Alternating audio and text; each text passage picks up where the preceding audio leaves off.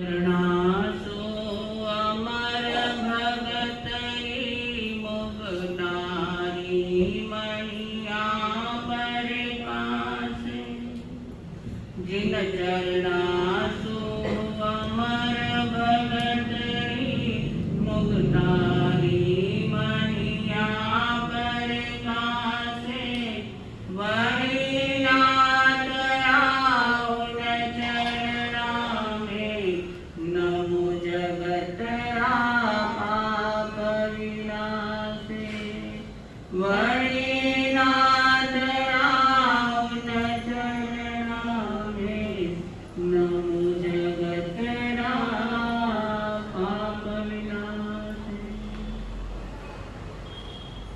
चरम एवं परम तीर्थंकर अहिंसा के अग्रदूत नौ तत्व के वेत्ता चरम तीर्थंकर भगवान महावीर स्वामी को अनंत अनंत वंदन। मेरे आस्था के आया लाखों करोड़ों के विदेश सम्राट करुणा सागर परम पूज्य आचार्य भगवान तथा तपस्वी राज परम पूज्य श्री गणेश राज महाराज के चरणों में कोटि से वंदन करने के पश्चात जिन्होंने हमें जिनवाणी सुनने और सुनाने का मौका दिया है, जिन्होंने हमारे जीवन को सही दिशा दिखलाई है, ऐसे मेरे जीवन रक्षी सारथी परम पूज्य गुरु माता के चरणों में कोटि से वंदन करने के पश्चात आए दिन आप लोग जीवन को समझने की, जीवन की तथ्य की बातें, जीवन को धर्म में किस तरह उतारना, किस तरह हमारे आचरण में लाना, यह नई नई बातें जो भगवान ने फरमाई आप सुन रहे हैं। भगवान की अंतिम देशना अत्यंत पवित्र एवं पावन थी। वह देशना आपके सामने थोड़ी थोड़ी रखी जा रही है। अभी आपने धर्म के बारे में सुना कि धर्म किस तरह करना चाहिए, धर्म करने से क्या लाभ होता है, आदि कई बातें आपने सुनी है। और एक सूत्र आपके सामने रखते हैं, गुणे सप्तमत्ता यान्ति निचरा संति ते प्रासाद शिखर स्तोति काक गुरुनायति। इस छोटे से सूत्र के माध्यम से भगवान ने फरमाया है कि ऊंचे आसन पर बैठकर हम गुली नहीं बन जाते हैं। हम देखते हैं कौवा मंदिर की शिखर पर जाकर बैठ जाता है, तो क्या कौवा गरुड़ बन जाता है? वहां बैठकर कौवा गरुड़ नहीं बन जाता है। ऊंचे आसन पर बैठने से भी इंसान गुणी नहीं बन जाता है। जब हम अपने जीवन में गुणों की माला पहनता है, हर एक व्यक्ति में कोई न कोई गुण अवश्य होता है। भले अपनी नजरों में वो अवगुणी हो, लेकिन ऐसा कोई भी व्यक्ति नहीं होता कि जिसके जीवन में कोई न कोई गुण नहीं होता है। गरीब का घर हो तो भी उसको एक न एक दरवाजा होता ही है। बड़े महल में, बड़े बंगलों में एक से ज्यादा दरवाजे होते हैं, लेकिन गरीब के मकान में कम से कम एक तो दरवाजा होता ही है। ऐसे ही भले ही हमारे नजरों में अवगुण हो, लेकिन एक न एक गुण उसके जीवन में होता ही है। लेकिन हमारी आदत होती है कि हम केवल अवगुणों को देखते हैं, गुण को छोड़ देते हैं। और जब तक आप गुणग्राही नहीं बनेंगे, गुणग्राहकता आपके जीवन में नहीं आएगी, आपका जीवन ऊपर नहीं उठेगा। आपके जीवन का उत्थान बुद्धिमान बनना किसका गुण है? श्रावक के 21 गुण हमने सुने हैं, पढ़े हैं। इन 21 गुणों में भगवान ने यह भी एक गुण बताया है, गुण ग्राहकता। गुण लेने की हमारे जीवन में आदि होनी चाहिए। हम बगीचे में जाते हैं, बाग में जाते हैं, वहां देखते हैं कि पेड़ पर फूल लगे हैं, कांटे भी लगे हैं, लेकिन हम उस फूल की महक, उस फूल की सुगंध लेने की बजाय, उस फूल का सौंदर्य देखने की बजाय केवल कांटों को ही देखेंगे, तो हमारे जीवन में कांटे ही आएंगे। हम गुणों को देखेंगे, उस फूल की सुगंध को, महक को अगर अपने जीवन में उतारेंगे तो हमारा जीवन भी उस फूल की तरह महकेगा, चमकेगा। लेकिन इंसान गुणों की आदत लेने की, उसको गुणों को लेने की आदत बहुत कम होती है। आपने एक व्यक्ति के जीवन का एक गुण भी अपने जीवन में उतार दिया तो अपने गले में गुणों की माला पहनाई जाएगी। एक एक गुण करके घड़ा भरता है, ऐसे ही एक एक गुण लेने से हमारा जीवन गुणी बन जाएगा। बताते हैं कि जो छिद्रांकेशी होते हैं, जिनको केवल अवगुण देखने की आदत होती है, उनके लिए 4 बातें बताई। एक है दोष देखना। कई व्यक्तियों की आदत होती है, भले उस व्यक्ति में कई अच्छाई होगी, कई अच्छी बातें होगी, कई गुण होंगे, लेकिन उसमें जो बुराई होगी, उसमें जो अवगुण होंगे, वह हम देखते हैं, लेकिन हम औरों के दोष को हमें देखना नहीं है, उसकी निंदा हमें नहीं करना है। दूसरा है दोषों का प्रचार करना। किसी के दोष हमने देख के, किसी के अवगुणों को हमने देख भी लिया,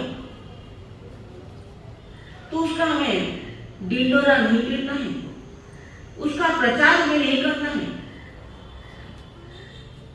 हम देखते हैं कि अग्नि को अगर हवा डालेंगे तो अग्नि ज्यादा भड़केगी। ऐसे ही अगर दूसरे के गुणों का प्रचार करेंगे तो वह व्यक्ति सोचेगा, अगर मेरे जीवन में अवगुण है, कोई गलतियां है, कोई खोट है, सामने वाले ने मुझे बता दी, तो मैं वह गलतियां सुधार सकूंगा, अपने जीवन से अवगुणों को निकाल दूंगा। लेकिन उसी के सामने अगर उसके गलत बातों का प्रचार करेंगे, ढिंढोरा पीटेंगे, तो वह सुधरने की बजाय और ज्यादा बिगड़ेगा और उसके निमित्त आप बनेंगे, क्योंकि आपने उसके अवगुणों को हवा डाली है।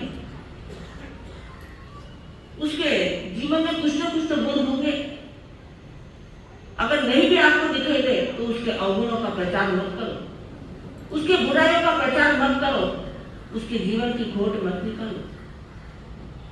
उसके जीवन की खोट निकालोगे तो आपके जीवन में कोई खोट नहीं है, कोई गलतियां नहीं है, कोई बुराइयां नहीं है। हर एक के जीवन में कुछ न कोई अवगुण होते हैं, कुछ न कुछ गुण भी होते हैं। जो सर्वगुण संपन्न होता है वहां भगवान ईश्वर होता है, वे अनंत भगवान होते हैं। अगर हमें भी अनंत भगवान बनना हो तो अवगुणों को हमारे जीवन से निकालना होगा और औरों के अवगुणों को देखने की आदत भी बंद करनी होगी। तीसरा है दोषों का रोपण करना। किसी में कुछ गलती नहीं हो, किसी में कुछ गलत बात नहीं हो, फिर भी उसके ऊपर जबरदस्ती कहना कि इसमें यह खोट है, इसमें यह बुराइयां है, इसमें यह अवगुण है, ऐसी आदत हमारी नहीं होनी चाहिए। तो दूसरों के ऊपर जबरदस्ती दोषों का रोपण नहीं करना चाहिए। चौथा है दोषों का शोधन करना। हम किसी के जीवन में नहीं भी हो, तो इसको उसको पूछ कर उसके दोष निकालते हैं, उसके जीवन में दोषों का शोधन करते हैं कि कहीं ना कहीं कुछ न कुछ गलत बात, कुछ अवगुण, कुछ खोट उसके जीवन में होगी तो बाहर निकालेंगे। इन 4 बातों में से एक भी बात हमारे जीवन में नहीं होनी चाहिए। न तो दोषों का प्रचार करना है, न दोषों का रोपण करना है, न दोषों का शोधन करना है और न दोषों को देखना है। किसी में देखना हो तो अच्छे से देखो और बुराइयां देखना हो तो हमारे अंदर देखो, क्योंकि हमारे अंदर की बुराइयां हैं, अवगुण हैं, उसको ढूंढो और बाहर निकाल कर देखो, तो हमारा जीवन भी एक दिन अरिहंत के जीवन तरह हमारा जीवन भी अरिहंत बन जाएगा और उसके लिए वह अत्यंत आवश्यक है। एक बार की बात है, बाबा भारती जिनके पास सुल्तान नाम का अत्यंत प्रिय घोड़ा था और उसकी चाल अत्यंत तेज थी, चलता तो हवा से बातें करता था, इतना तेज वह चलता था। और बाबा भारती उस घोड़े से अत्यंत प्यार करते थे, उनको वह घोड़ा बहुत अच्छा लगता था। उसी गांव में, जिस गांव में बाबा भारती रहते थे, उसी गांव में खड़क सिंह नाम का एक डाकू, जो प्रख्यात डाकू था, वह रहता था। अपने जीवन में कई डाके डाले और अपने जीवन को नीचा बना दिया। अपने जीवन का उत्थान बंद करने के बजाय अपने जीवन का पतन उसने कर दिया। उस घोड़े को देखकर खड़क सिंह को ऐसा लगा, मैं इस घोड़े को कभी ना कभी प्राप्त करूंगा, और उसने अपने दिमाग में एक कुछ चक्र रचा, क्योंकि उसको वह घोड़ा अत्यंत प्रिय था और उसे वह प्राप्त करना था। एक दिन बाबा भारती कहीं सैर करने के निकले, अपने घर से निकले और उस रास्ते से जा रहे थे जिस रास्ते में वह डाकू खड़क सिंह बैठा हुआ था। मुंह पर उसने पट्टी बांध रखी थी कि किसी को समझ में नहीं आए कि मैं कौन हूं। और वहां एक अपाहिज व्यक्ति कैसे बैठा है, उस दशा में वहां बैठ गया। बाबा भारती अपने घोड़े पर सैर करते उस दिशा से निकले। अब उस खड़क सिंह ने देखा कि बाबा भारती अपने घोड़े के साथ इधर आ रहे हैं।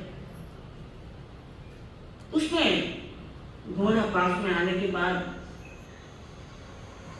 बाबा भारती से पुकार की, गुहा की मुझे कुछ मदद करो, मुझे अपने गांव में जाना है, मेरा गांव पास में ही है, उस गांव में मुझे जाना है, तो मुझे कुछ मदद करो, सहायता करो। तब बाबा भारती अपने घोड़े से नीचे उतरे। नीचे उतर कर उसने कहा कि आपको कहाँ जाना है? तब उसने अपने गांव का नाम बता दिया और कहा कि मैं चल नहीं पाता हूं और मुझे अपने गांव में पहुंचना है। यहां तक मैं कैसे तो चल के आया हूं, लेकिन पांव में दर्द होने के कारण मैं यहीं बैठ गई। मैंने सुना है आप बड़े कृपालु हो, आप गरीबों की बड़ी मदद करते हो, आपके जीवन में दया करुणा भरी हुई है, तो आप मुझे अपने गांव में पहुंचा दीजिए। बाबा भारती ने कहा कि आप घोड़े पर बैठ जाओ। तब खड़क सिंह ने कहा कि इस घोड़े पर 2 कैसे बैठेंगे? एक घोड़े पर 2 तो बैठ ही सकते हैं, लेकिन उसके मन में कुछ चक्र चल रहा था। उस घोड़े को हटाने का कुछ चक्र उसके मन में चल रहा था। तो उसने बाबा भारती से कहा कि इस घोड़े पर 2 कैसे बैठेंगे? तब बाबा भारती ने, जो एकदम सरल और धार्मिक वृत्ति के थे, दयावान थे, उन्होंने कहा कि ऐसा करो, आप घोड़े पर बैठ जाओ और मैं घोड़े की लगाम लेकर हाथ में लेकर मैं पैदल चलता हूँ। वह खड़क से उस घोड़े पर बैठ गए। घोड़े पर बैठने के बाद बाबा भारती ने उसकी लगाम अपने हाथ में ली और वह धीरे धीरे चलने लगे। 50 कदम आगे चले होंगे कि बाबा भारती के हाथ को झटका लगा, क्योंकि उस खड़कसिया ने उनके हाथ की लगाम, जो घोड़े की लगाम उन्होंने पकड़ रखी थी, वह घोड़े की लगाम उनके हाथ से खींच ली और वह घोड़ा लेकर आगे दौड़ने लगा। बाबा भारती अत्यंत स्तब्ध रह गई कि यंगा हो गया, क्योंकि उनको वह घोड़ा अत्यंत प्रिय था, प्राणों से भी ज्यादा प्रिय वह घोड़ा था उनका। उसने देखा कि अब बाबा भारती पीछे रह गए हैं। उसने अपने मुंह की पट्टी खोली, जो मुंह पे बांध कर रखा था, किसी ने पहचानना नहीं इसके लिए उसने बांध रखा था, और कहा, बाबा भारती मैं और कोई नहीं, खड़कसिया हूं। मुझे यह घोड़ा अत्यंत पसंद था और इसको हथियाने का कुछ न कुछ उपाय में रोज सोचता था, और आज ऐसा दिन आ गया कि यह घोड़ा मेरे हाथ लग गया है। अब मैं ये घोड़ा आपको कभी नहीं दूंगा।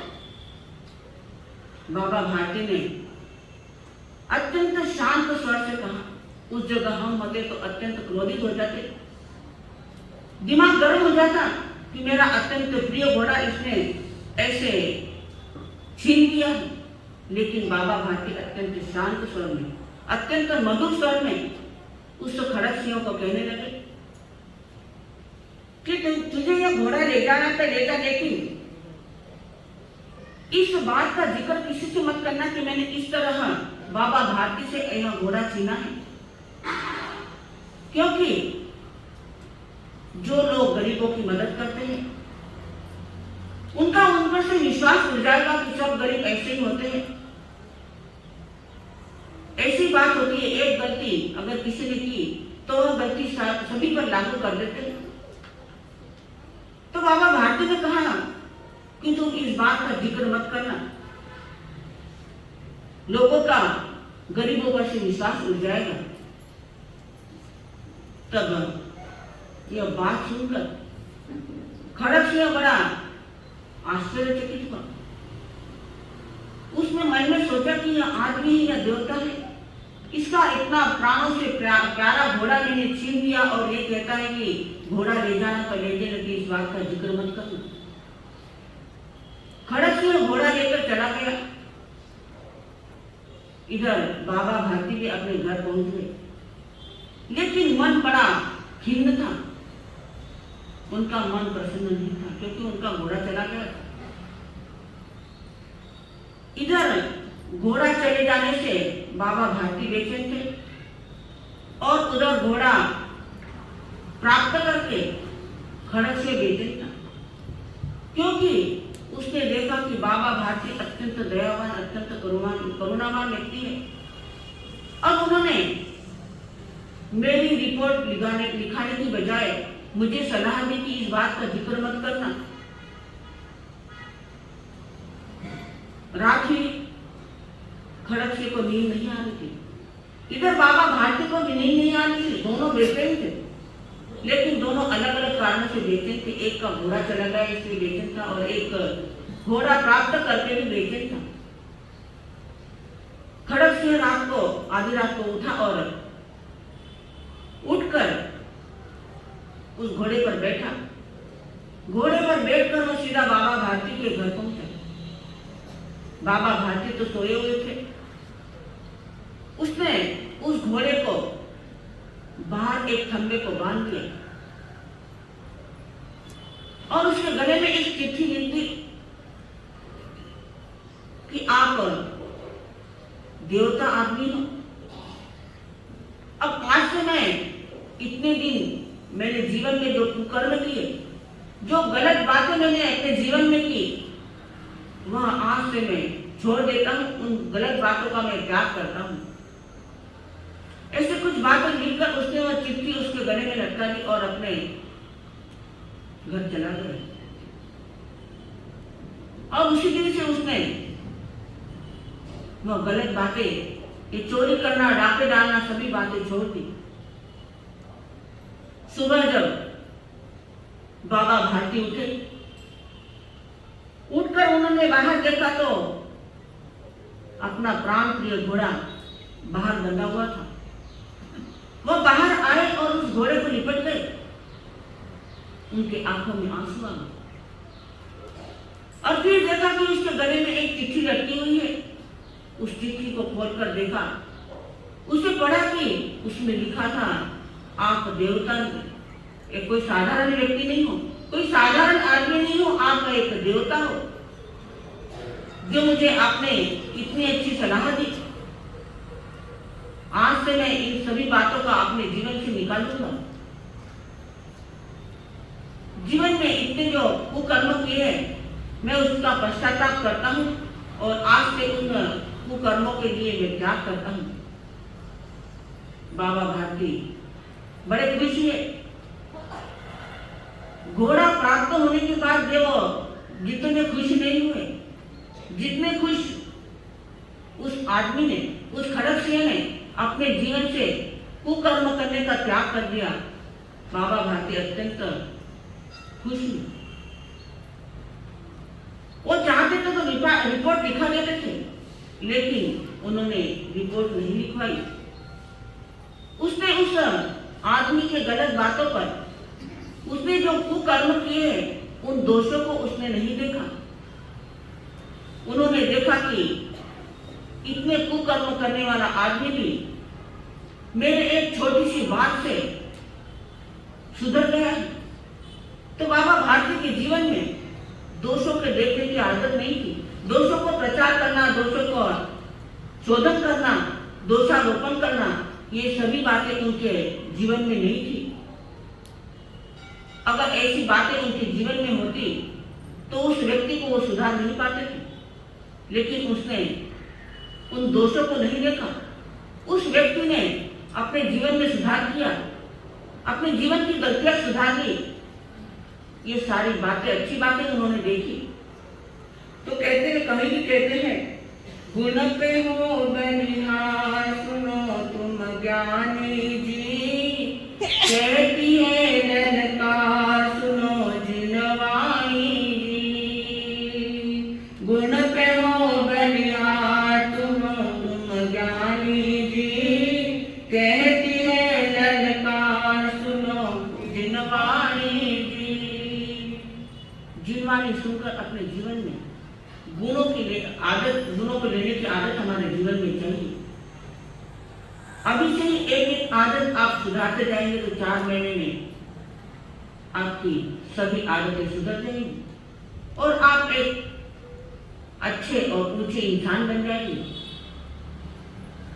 उसके लिए अवगुणों को नहीं, गुणों को देखने की आदत हमें डालनी चाहिए। कहते हैं, काले काजल से भी नयन का श्रृंगार किया जाता है। काले काजल से भी नयन का श्रृंगार किया जाता है, कंटीली झाड़ियों से भी खेत का प्राकार किया जाता है। बुरी आदमी बुराई में भी भलाई ढूंढ लेते हैं, बुरी आदमी बुराई में भी भलाई ढूंढ लेते हैं, सड़ी गली खाद से भी बाग गुलजार किया जाता है। खेतों में हम सड़ी गली खाद डालते हैं, फिर भी उससे अच्छी बड़ी फसल आती है। अगर ऐसी सड़ी गली खाद हम नहीं डालेंगे तो अच्छी फसल नहीं आएगी। तो हमें भी अपने जीवन से अवगुणों की सड़ी गली खाद हमारे जीवन से निकालना है। वो सड़ी गली खाद तो अच्छी फसल देता है, लेकिन आपके जीवन में अवगुणों की अगर सड़ी गली खाद रहेगी तो आपका जीवन ऊपर नहीं उठेगा। आपके जीवन से गुणों की फसल नहीं आएगी, अवगुणों की फसल आएगी और एक जीवन का उत्थान होने की बजाय आपका जीवन पतन की ओर जाएगा। कहीं हम खेत में जाते हैं तो वहां देखते हैं कि फूल के पेड़ भी है, कांटों के भी पेड़ है। तो वहां हमने अगर केवल फूलों की सुगंध ली फूलों की महक ली तो हमारा जीवन भी महकेगा, चमकेगा। वरना कांटों को ही देखते रहेंगे तो हमारे जीवन में कांटे आएंगे। दूसरों को दोष देने के बजाय, दूसरे के जीवन को लांछित करने के बजाय अपने जीवन को प्रशंसात्मक बनाओ। हमें निंदक नहीं, प्रशंसक बनना है। जब हमारा जीवन प्रशंसा की ओर बढ़ेगा, गुणों की ओर बढ़ेगा, तब हम सच्चे इंसान बनेंगे और कहेंगे संकल्प हो हमारा इंसान हम बनेंगे। संकल्प हो हमारा इंसान हम बनेंगे।